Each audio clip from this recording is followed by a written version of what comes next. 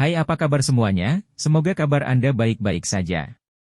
Terima kasih karena sudah memberikan support dan juga kesetiaan Anda untuk membangun channel Codot Film. Yuk kita lanjutkan alur ceritanya, sambil siapin kopi dan cemilan, setting suara volume full.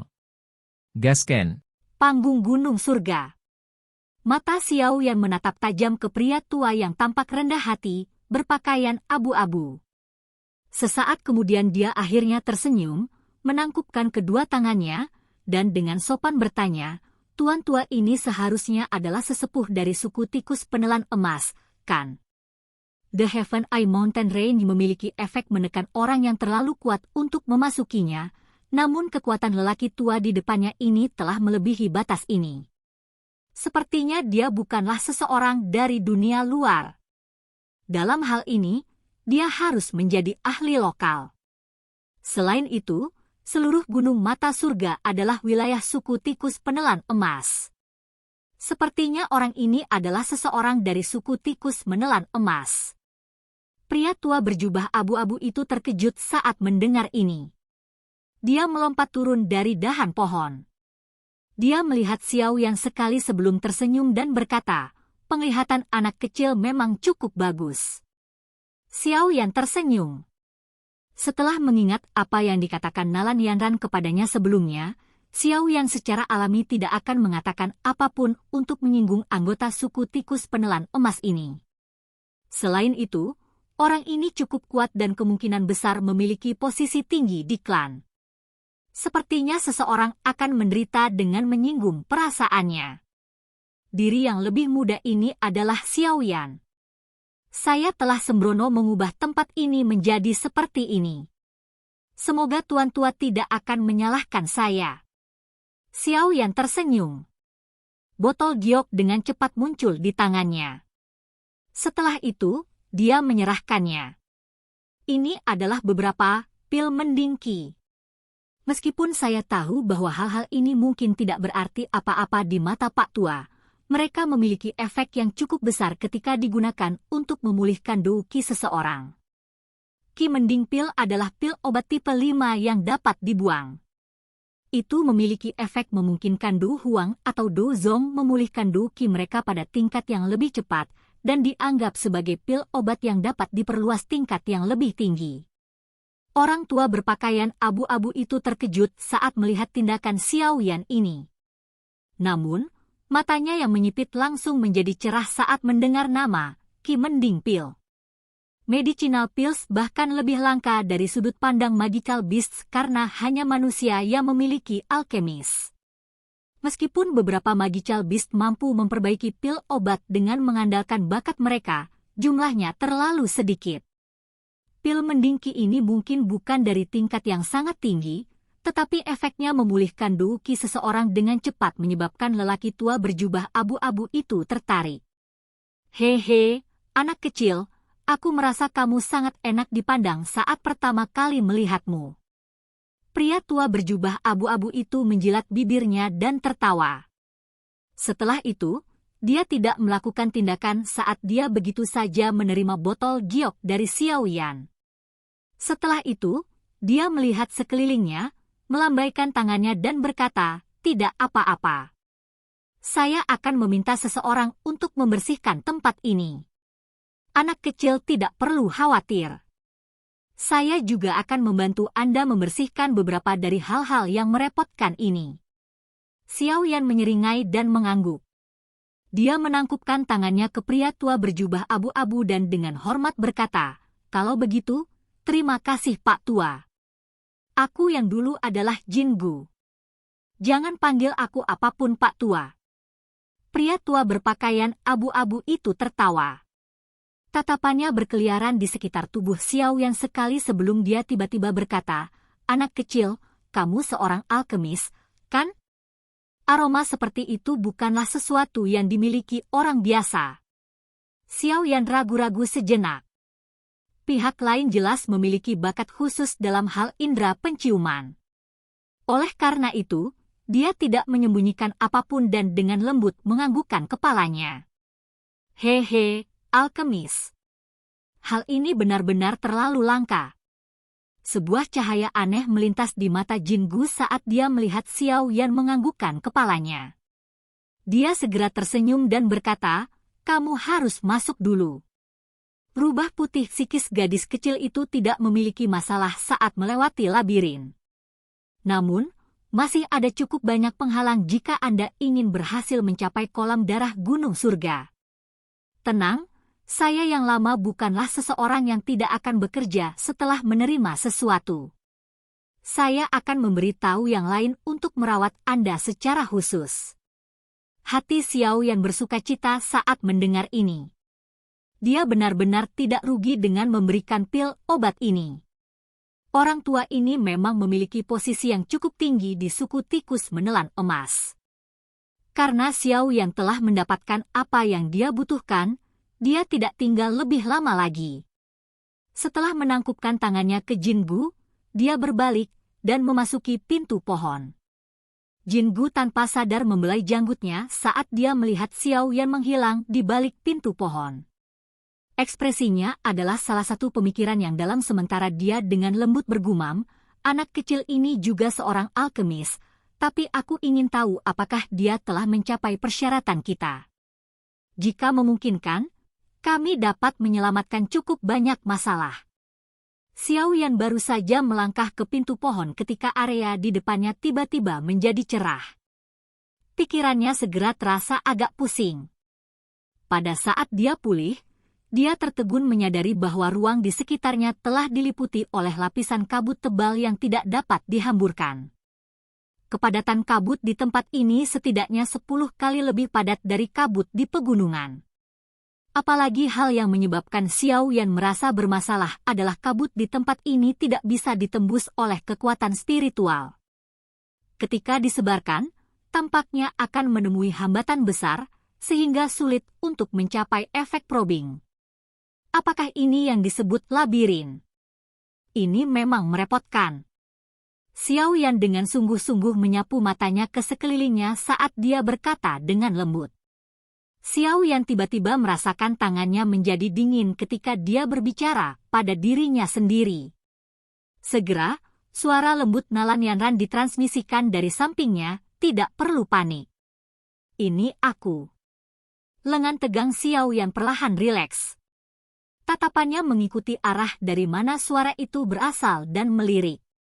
Namun, dia terkejut menemukan bahwa tidak ada apa-apa di sana.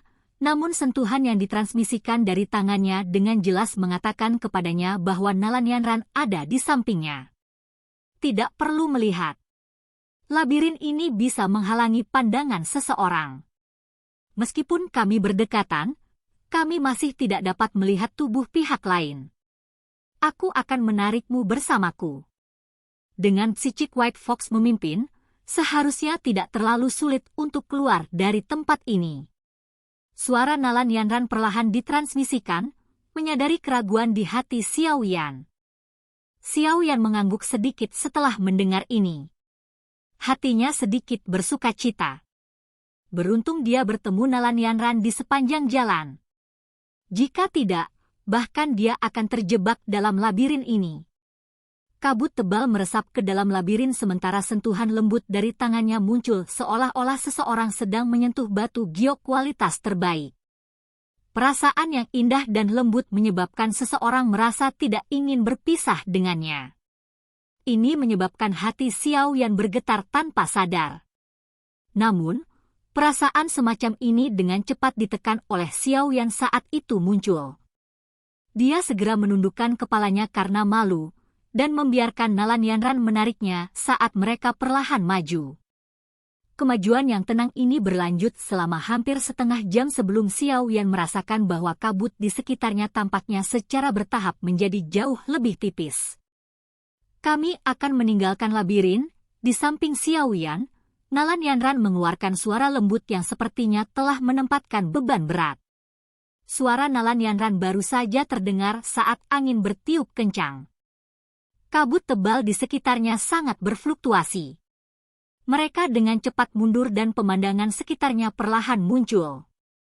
Puncak gunung yang tampak sangat megah muncul di depan Xiao Yan dan Nalan Yanran. Pada saat ini, keduanya berada di dasar titik tengah. Tikus raksasa yang diselimuti rambut emas berulang kali mondar-mandir di kedua sisi jalan pegunungan yang agak curam. Ini pasti tikus menelan emas. Jangan merugikan mereka. Jika tidak, itu pasti akan membuat marah suku tikus menelan emas. Mata cantik Nalan Yanran melihat ke arah tikus besar berwarna emas saat dia mengucapkan sebuah pengingat. Iya. Xiao Yan memiringkan kepalanya. Ayo pergi. Titik tengah adalah tempat panggung gunung surga berada. Setelah itu akan ada beberapa pos pemeriksaan yang ditempatkan suku tikus menelan emas. Hanya dengan berhasil melewati mereka seseorang akan dapat mencapai kolam darah gunung surga di atas. Nalan Yanran memeluk rubah putih itu sementara jarinya menunjuk ke tengah gunung saat dia tersenyum manis. Panggung gunung surga. Mata Xiao Yan menyipit saat mendengar ini. Tempat ini adalah Heaven Mountain Stage yang disebutkan Tang Ying.